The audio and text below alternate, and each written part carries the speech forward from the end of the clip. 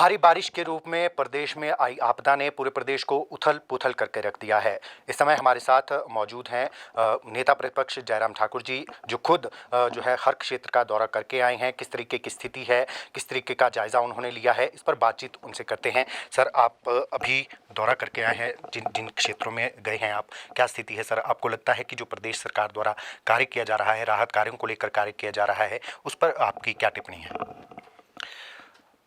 मेरा ये मानना है कि हिमाचल प्रदेश में अभी तक की ये एक बहुत बड़ी त्रासदी है। ये हर जगह नुकसान हुआ है और उस नुकसान में लोगों के घर चले गए हैं, ज़मीन चले गई है, काम करने के उनके जो दुकानें थी वो चले गई हैं और होटल इंडस्ट्री को बहुत बड़ा नुकसान हुआ, क्योंकि हिमाचल एक पर्यटन राज्य के रूप में जाना जाता है। बहुत सारे टूरिस्ट जो 3-4 महीने की जो बुकिंग पड़ी थी होटल में, वो सारी कैंसिल हो गई है। और ऐसे में जो नुकसान की भरपाई करने के लिए प्रदेश सरकार के प्रयास को हमने कहा कि हम भी सहयोग करेंगे और हम कर भी रहे हैं। लेकिन इतना ज़रूर मैं कहना चाहता हूँ कि सहयोग की गुंजाइश तब होगी जब वो राजनीति छोड़ेंगे। इसमें राजनीति करने की आवश्यकता नहीं है। और हिमाचल प्रदेश में भारतीय जनता पार्टी एक जिम्मेवारी के साथ अपोजिशन की भूमिका निभाती है। अच्छा करेंगे तो हम पूरा सहयोग करेंगे, अगर अच्छा नहीं करेंगे तो उनको विरोध भी सहन करना पड़ेगा। इस त्रासदी में बहुत सारे लोगों की ज़िंदगी चले गई है, 100 से ऊपर लोगों की ज़िंदगी अभी तक चले गई है। हमारी संवेदनाएं उनके साथ हैं और मैं ये भी ज़रूर कहूँगा कि केंद्र सरकार का बहुत बड़ा उसमें सहयोग रहा है हिमाचल प्रदेश में मदद करने के लिए, लोगों की ज़िंदगी को बचाने के लिए।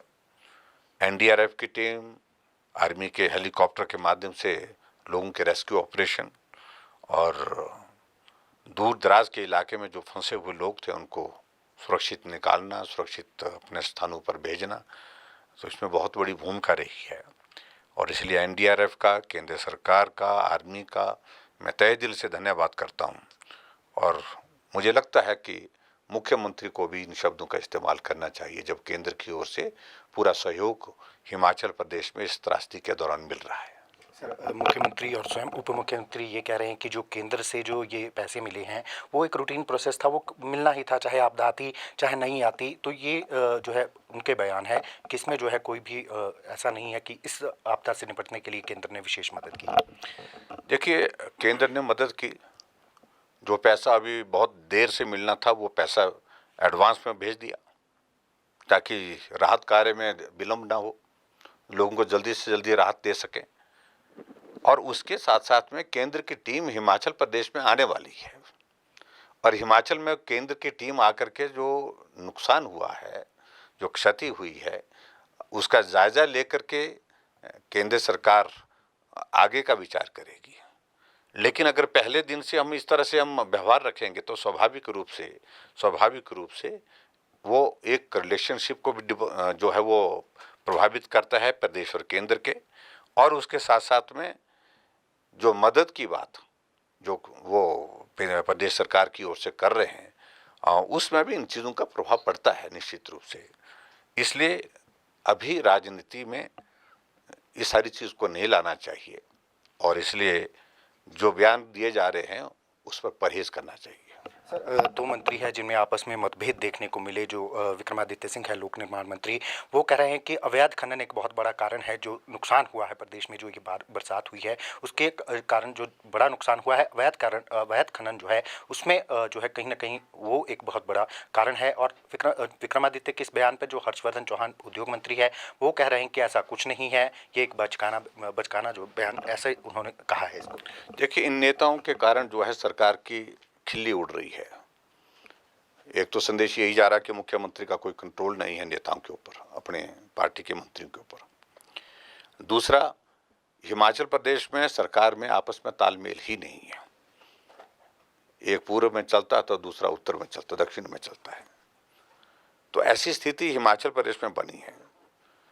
मेरा ये मानना है कि अगर खनन हुआ है तो खनन से निश्चित रूप से नुकसान तो होता ही है, लेकिन सभी जगह की परिस्थिति ऐसी भी नहीं है और कुछ जगह कुछ भी नहीं था, लेकिन उसके बावजूद भी बारिश के कारण नुकसान हुआ है और भारी बारिश हुई है और इसके कारण नुकसान हुआ है। तो नुकसान का हमको इसकी भरपाई कैसे करनी है, इस सारी चीज को लेकर के काम करना है और इस वक्त इन चीजों के लिए वक्त नहीं लगाना चाहिए, जाया करना नहीं चाहिए कि हम एक दूसरे के खिलाफ जो है दोषारोपण करते रहें और स्कोर सेटल करते रहें। मुख्यमंत्री को दोनों मंत्रियों को बुलाना चाहिए और उनको डांट करके कहना चाहिए कि ये सरकार में आप रह करके इस प्रकार का व्यवहार करेंगे तो वो ठीक नहीं है, ये संदेश देना चाहिए।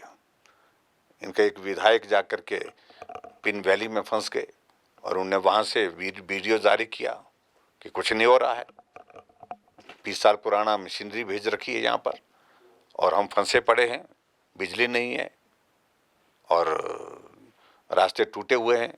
तो ये तो स्थिति है ही आज की तारीख में। अभी मुझे लगता है कि राहत कार्य के लिए प्रदेश सरकार को पूरा फोकस करना चाहिए। बयान से राहत कार्य जो है लोगों तक नहीं पहुंचेगा। जिसका घर चला गया है, आपके बयान से कुछ नहीं होने वाला, उनको मदद करिए, मदद पहुंचाइए। जो सड़कें टूटी हैं उनको रिस्टोर करिए। बिजली की आपूर्ति पूरे हिमाचल प्रदेश के बहुत सारे इलाके में अभी तक भी नहीं है, उसको करिए। पीने का पानी आज के इस मौसम में, बरसात के मौसम में पूरी तरह से ध्वस्त हो गई है पेयजल योजनाएं, उसको रिस्टोर करिए ताकि अस्वस्थ ना हो, लोग बीमार ना हो जाए। तो ऐसी चीज़ों पर काम करने की ज़रूरत है और ना कि इस तरह से बयानबाजी करने में। सर, एक और जो फैसला लिया गया है, जो मुख्यमंत्री ने भी बात कही है कि जो तमाम जितने भी कांग्रेस के विधायक हैं, जो सीपीएसएम मंत्री है, वो 1 महीने का जो अपना सैलरी है वो जो है वो इस आपदा की घड़ी में जो है वो अपना डोनेट करेंगे। और उन्होंने विपक्ष से भी अपील की है कि वो भी जो है आगे आएँ और इसमें डोनेट करें अपना जो जितना भी योगदान दे सकते हैं। तो क्या नेता प्रतिपक्ष के नाते आप क्या कहना चाहेंगे इसमें? क्या विपक्ष के जो जितने भी विधायक हैं वो भी डोनेशन देंगे इसमें? देखिए, हमने पहले कहा कि हम एक जिम्मेवार विपक्ष है, जिम्मेवार पार्टी है और जिम्मेवारी के साथ काम करते हैं। हम राहत कार्य में जुटे थे। जैसे ही घटना घटित हुई, हमने सभी विधायकों के साथ, पार्टी के नेताओं के साथ वर्चुअल मीटिंग की। सबको ये इस बात के लिए आदेश दिए और आदेश देने के बाद पूरे प्रदेश भर में हर जगह काम चला। और ऐसे में जहां हमको विधायक होने के नाते विधायक की सैलरी 1 महीने की देनी चाहिए, ये हमारा निर्णय लगभग हुआ पड़ा था। एक औपचारिकता हमको विधायक दल की बैठक करके करनी थी और पिछले कल हमने वो बैठक की है और हमने कहा कि विधायक और यहाँ तक के सांसद भी जो 1 महीने की सैलरी जो है राहत के लिए हिमाचल प्रदेश में देंगे। सर, एक और जो भी फैसला लिया है प्रदेश सरकार ने, डीजल पर जो है वैट 3 रुपये और बढ़ा दिया गया है, इस निर्णय को किस तरीके से देखते हैं? क्योंकि आपदा झेल रहा है प्रदेश, जो है इस समय आपदा की स्थिति से जूझ रहा है। प्रदेश सरकार का ये जो मुख्यमंत्री है उनका ये कहना है कि उसको ध्यान में रखते हुए जो है ये फैसला लिया गया। निश्चित रूप से इस बात को लेकर के सभी लोग हैरान और परेशान हैं कि एक तरफ से हिमाचल प्रदेश में ऐसी त्रासदी आई है और ऊपर से डीजल की कीमत पर 3 रुपए की बढ़ोतरी यानी कि वैट की इंक्रीज की है। और ये इंक्रीज सिर्फ 3 रुपए की नहीं, सरकार बनने के बाद पहला तोहफा यही दिया प्रदेश की जनता को। जो कांग्रेस के नेता चुनाव से पहले कहते थे कि हिमाचल प्रदेश में महंगाई को रोकने में असफल हुई है भाजपा, और उन्होंने सरकार में आते ही 3 रुपए डीजल की कीमत बढ़ा दी। और अभी 3 रुपए की कीमत उस वक्त बढ़ाई जब पूरे प्रदेश में त्राही त्राही मची है। इतनी बड़ी आपदा है, इतना बड़ा संकट है और इस त्रासदी के दौरान जिस प्रकार का ये बोझ लोगों के ऊपर डाला है, इससे बहुत बड़ा बोझ गरीब लोगों के ऊपर आएगा। और डीजल का कीमत बढ़ने का मतलब है सीधा गरीब लोगों के ऊपर आपने बहुत बड़ा बोझ डाल दिया। और मैंने मुख्यमंत्री जी से बात की है, मैंने कहा इसको रिव्यू करना चाहिए, पुनः विचार करना चाहिए। सर, आप क्या एग्री करते हैं कि जो इस आपदा की घड़ी में जिस तरीके से कार्य होना चाहिए था, जिस गति से कार्य होना चाहिए था, क्या उस गति से कार्य हुआ है? आपका मानना क्या है? देखिए, आपदा बहुत बड़ी है, ये नुकसान बहुत ज़्यादा हुआ है, मैं इस बात से सहमत हूँ, समय भी लगेगा, लेकिन जो गति मदद करने के लिए है, राहत कार्य को करने की है और रेस्टोरेशन के लिए काम करने की, वो बहुत धीमी है, बहुत धीमी है। आप देखिए, 4 लेन बालू ने अपना काम शुरू कर दिया, 4 लेन को खोलना शुरू कर दिया। बीआरओ ने जो काम करना था, जो मनाली से ऊपर का जो रोड का पोर्शन डैमेज हुआ, तो उस पर युद्ध स्तर पर काम शुरू कर दिया। और मैं जाकर के मनाली खुद देख करके आया हूँ, एक ही पॉइंट पर जहाँ पर हमने देखा कि रोड बहुत बुरी तरह से डैमेज हुई, वहाँ लगभग 300 लेबर एक जगह ही लगी हुई है।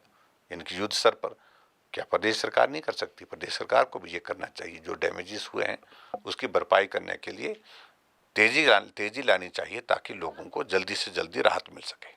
सर, कुछ एक ऐसी भी घटनाएं सामने आई है कि एक तरफ तो आपदा आई है प्रदेश में, लेकिन कुछ लोग जो इस आपदा की घड़ी में भी अवसर तलाश रहे हैं, मैगी, चाय जैसी चीज़ों का जो है मनमाने दाम वसूले जा रहे हैं, इस पर क्या कहना चाहेंगे? ये बहुत दुर्भाग्यपूर्ण है। सरकार को तुरंत इस सारी चीज़ पर कार्रवाई करनी चाहिए। अगर कोई इस आपदा के दौरान ऐसी बात करने की कोशिश कर रहे हैं, मनमाने दाम ले रही है, तो निश्चित रूप से उनके खिलाफ कार्रवाई होनी चाहिए। बहुत बहुत धन्यवाद। Thank you. तो ये थे नेता प्रतिपक्ष जयराम ठाकुर दैनिक सवेरा टीवी के साथ, जिन्होंने साफ तौर पर कहा है कि आपदा बहुत बड़ी है, लेकिन जिस गति से कार्य होना चाहिए था, जिस गति से रिलीफ किया जाना चाहिए था, उसमें कहीं ना कहीं कमी है, उस गति से कार्य नहीं हो रहा है। दैनिक सवेरा टीवी के लिए कैमरामैन सुशांत के साथ शिमला से गजेंद्र शर्मा।